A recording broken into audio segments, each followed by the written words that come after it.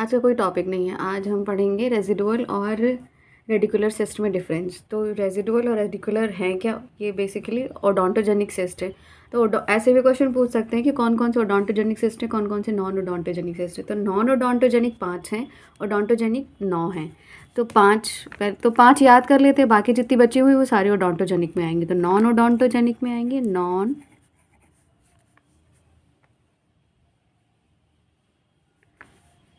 Non non odontogenic cyst. Non odontogenic यानी कि tooth से कोई रिलेशन नहीं, ना ही टूथ से रिलेशन है, ना ही टूथ फॉर्मिंग टिश्यूज से रिलेशन है। इन्हें डेवलपमेंटल या फिशरल सिस्ट भी कहते हैं। ठीक है। तो नॉन ओडोंटोजेनिक यानी कि दांत से कोई रिलेशन नहीं। तो दांत के आसपास क्या है? नाक, NNDSF याद करना रहेगा। नेजोलेबियल नाक, nasolabial, नेजोपैलेटाइन, dermoid, simple bone cyst और इसे है फॉर्मर। फॉर्मर किसी भी तरीके से याद कर सकते हैं कि नॉन ओडोंटोजेनिक है तो फॉर्मर ओडोंटोजेनिक, तो F याद करनी रहेगी। तो ये 5 हो गए नॉन ओडोंटोजेनिक। नॉन ओडोंटोजेनिक मतलब नाक से रिलेटेड नहीं, सिर्फ याद करने के लिए है। Nasopalatine, nasolabial, dermoid, simple bone cyst and the former. अब 2 आती हैं ओडोंटोजेनिक। ओडोंटोजेनिक में तो 9 है, हम 2 के बारे में पढ़ेंगे। रेडिकुलर और रेजिडुअल में डिफरेंस भी देख लेंगे साथ ही साथ। जब डिफरेंस पॉइंट से पढ़ेंगे तो दोनों चीज़ें याद रहेंगी। तो रेडिकुलर, रेजिडुअल दोनों एक ही जैसी लगती हैं। रेडिकुलर कहाँ से होती हैं? रेडिकुलर एपेक्स से जनरेट होती हैं, एक्सेसरी कैनाल से भी जनरेट हो सकती हैं कभी कभार, और पॉकेट से तो बिल्कुल बहुत कम, ना के बराबर होती। तो जितना ही हम ऊपर चले जाते हैं, दांत से अपेक्स से ऊपर चले जाते हैं, रेडिकुलर सिस्ट की अकरेंस कम होती जाती है। तो 1 स्टार यानी कि अपेक्स, तो मेनली ये अपेक्स से ही ओरिजिनेट होती है। वेल डिफाइंड होती है, साफ साफ गोला दिखेगा चारों तरफ, या यहाँ से या कहीं से भी, या डिस्टल एरिया में भी अगर है एक्सेसरी के ना, साफ साफ गोला दिखेगा। अब जब ये छोटी सिस्ट है, कॉर्टिकल बोन का इन्वॉल्वमेंट नहीं है, यानी कि बोन इन्वॉल्व नहीं है, तो हार्ड रहेगी एकदम। पैल्पेट करेंगे तो हार्ड सी दिखेगी। थोड़ी सी एक्स्ट्रा ऑरल स्वेलिंग रहेगी तो एकदम हार्ड सी रहेगी। अगर एक्स्ट्रा ऑरल स्वेलिंग नहीं भी है तो भी बकली थोड़ी स्वेलिंग दिखेगी, तो एकदम हार्ड स्वेलिंग दिखेगी। ठीक। अब अगर इनका स्ट्रक्चर बड़ा हो गया, मोटी हो गई खा पी के, तब ये एकदम फ्लफ़ी सी हो जाती हैं और पैल्पेबल रहती हैं, सॉफ्ट रहेंगी। थोड़ा सा छूने में भी पता चलेगा कि रबरी टाइप है। तो जब तक ये कंसाइज स्टेट में है, कॉर्टिकल बोन का इन्वॉल्वमेंट नहीं है, तब तक ये हार्ड है। जब कॉर्टिकल बोन का इन्वॉल्वमेंट कर लेती है तब ये रबरी हो जाती है। ये हो गई। मरीज आया तो इस तरीके से पता कर लेंगे। दूसरा, वेल डिफाइंड स्ट्रक्चर होता है।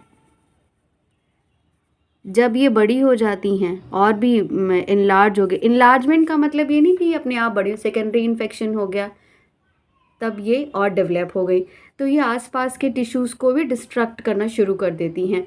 जैसे कि अगर लोअर में हुई हैं तो इन्फीरियर एल्वियोलर नर्व को सप्रेस कर देंगे, मैक्सिला में हुई हैं तो मैक्सिलरी साइनस को इन्वॉल्व कर देंगे, एंट्रम को इन्वॉल्व कर लेंगे।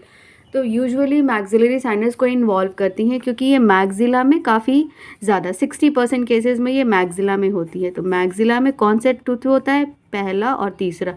अब पहले और तीसरे के जो रूट होती है वो थोड़ी डिस्टली कर्व होती है, तो डिस्टली कर्व है और वहाँ पे है, तो एंट्रम तो बहुत आसानी से इन्वॉल्व हो जाएगा ना, नाक के पास है और एकदम थोड़ा सा डिस्टली कर्व भी है, तो एंट्रम एकदम अपने फेस पे थोड़ा सोच के देखें तो एंट्रम एकदम आराम से इन्वॉल्व हो जाएगा। तो मैक्सिलरी साइनसाइटिस और ये सब बहुत हो जाता है रेडिकुलर सिस्ट के साथ।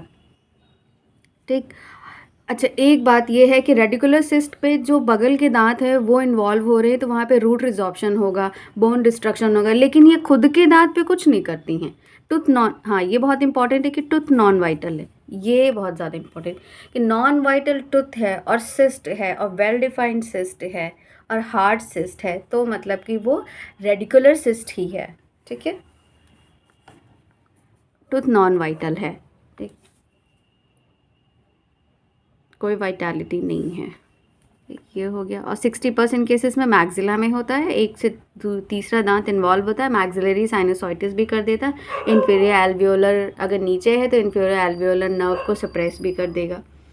ठीक है, हार्ड हो गया, सॉफ्ट हो गया, नॉन वाइटल हो गया। ठीक, अब इसमें क्या होता है, रेजिडुअल।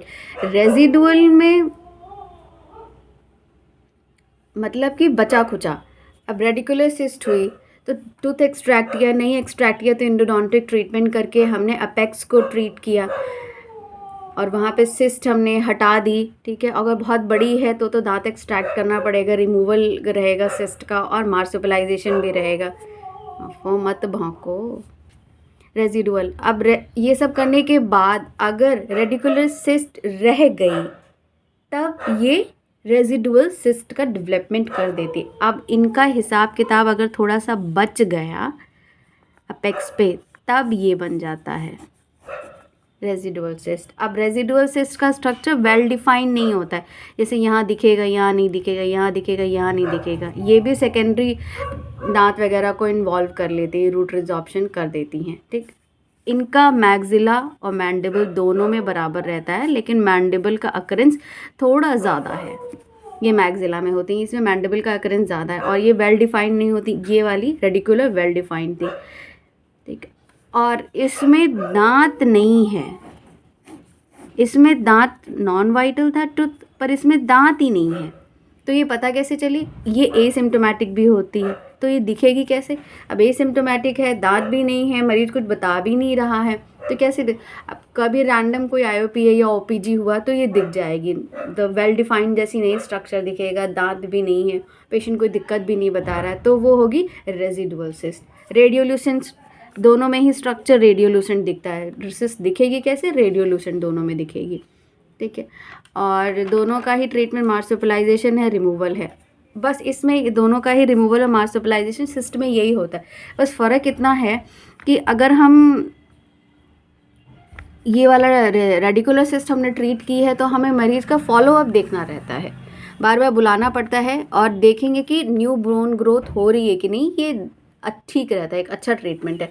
तो ये बोन ग्रोथ कैसी दिखेगी, बोन ग्रोथ दिखेगी जैसे कि न्यू ग्रोथ, कुछ रेडियो ओपेक जैसी रेज या कुछ स्ट्रक्चर्स, कुछ लाइंस आ रही हैं उसमें। देखो एक डायग्राम है यहाँ पे वाइट एंड फरो में, ये सब कुछ वाइट एंड फरो में मिल जाएगा।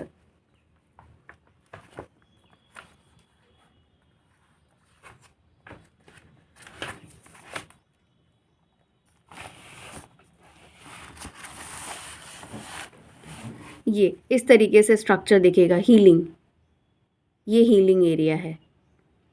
तो इसमें रेडिकुलर सिस्ट में